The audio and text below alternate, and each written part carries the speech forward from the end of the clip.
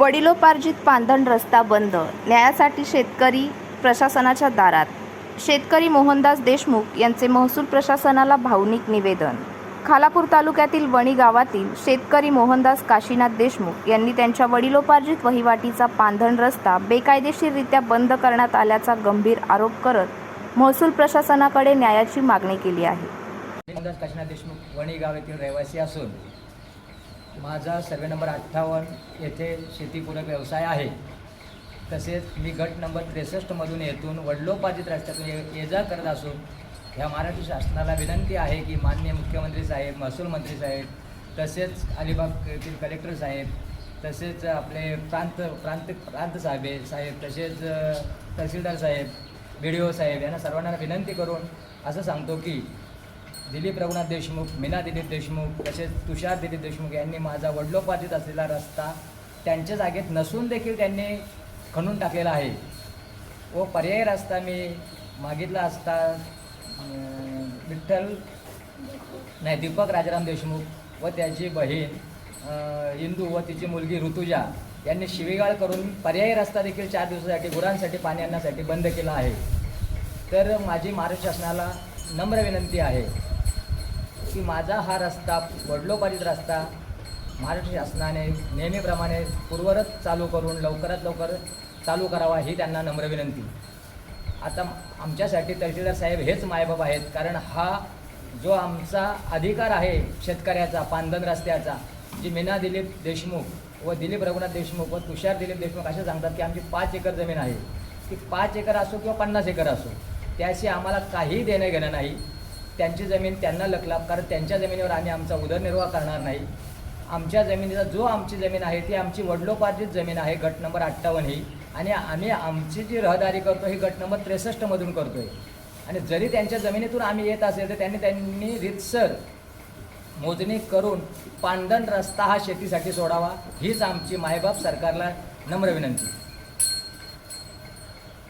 किती महिन्यापासून तुमचा रस्ता हा अडवून आहे? आमचा रस्ता किती महिन्यांपासून नाही साहेब, हा वडिलोपार्जित म्हणजे पिढ्याने पिढ्या चालत आलेला रस्ता आहे. कारण गट नंबर 63 ही माझ्या आजीची जमीन आहे. ती तिच्या पश्चात तिची 2 मुले विश्वनाथ व काशीनाथ यांच्या नावे झाली. ते मयत झाल्यावर तीच जमीन संतोष विश्वनाथ देशमुख व गट नंबर 58 ही माझ्या म्हणजे मोहनदास काशीनाथ देशमुख याच्या नावे झाली. त्यातून आम्ही रहदारी करतोय साहेब. पण हा धमकी आणि दंडुकशाही करून हे आम्हाला अडवत आहेत आणि यांनी रस्ता खोदलेला आहे. याचा यांना पूर्णतः याच्यावर कारवाई झाली पाहिजे, तर यांचा आम्हाला मानसिक त्रास होतो. आमच्या कुटुंबाला म्हणजे हा छळवणुकीचा त्रास आहे. 5 एकर असो की 50 एकर, आम्हाला दुसऱ्याच्या जमिनीवर डोळा नाही. आम्हाला फक्त आमचा वडिलोपार्जित रस्ता हवा, असा आक्रोश देशमुख यांनी व्यक्त केला. देशमुख यांची शेती सर्वे नंबर 58 मध्ये असून गट नंबर 63 मधून जाणारा पारंपरिक रस्ता अनेक वर्षांपासून शेतीसाठी वापरात असल्याचे त्यांनी सांगितले. मात्र दिलीप रघुनाथ देशमुख आणि तुषार रघुनाथ दिलीप देशमुख यांनी JCBच्या सहाय्याने रस्ता खोदून बंद केल्याचा आरोप करण्यात आला आहे. तसेच यातील मीना, दिलीप, तुषार हे बोटाच्या सहाय्याने ही सर्व जमीन आमची आहे असे सांगून रस्ता JCBच्या सहाय्याने खोदून टाकला व शिवीगाळ करण्यात आली. पर्यायी रस्ताही बंद करण्यात आला असल्याचे देशमुख यांनी म्हटले आहे. ही जमीन आमचीच आहे, येथून जायचं नाही अशी अरेरावी करत संबंधितांनी रस्ता बंद केला. त्यामुळे आम्हाला स्वतःच्या शेतात जाण्यासाठी तब्बल 1 ते 1.5 किलोमीटरचा वळसा घालून दुसऱ्याच्या शेतातून जीव मुठीत धरून जावं लागत आहे, असं देशमुख यांनी सांगितलं. हा रस्ता बंदीमुळे शेती व्यवसायासह जनावरांच्या देखभालीवर गंभीर परिणाम झाला आहे. संबंधित शेतावर मोठा गोठा असून गाय, बैल, म्हैस आणि कोंबड्यांचे पालन केले जाते.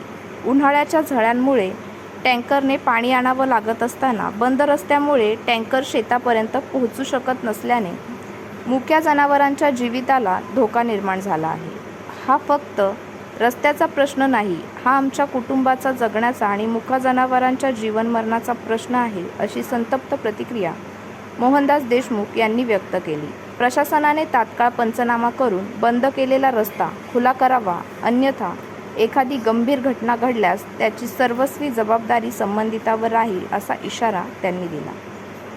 या संदर्भात मोहनदास देशमुख यांनी खालापूरचे तहसीलदार अभय चव्हाण यांची प्रत्यक्ष भेट घेऊन भावनिक साथ घातली.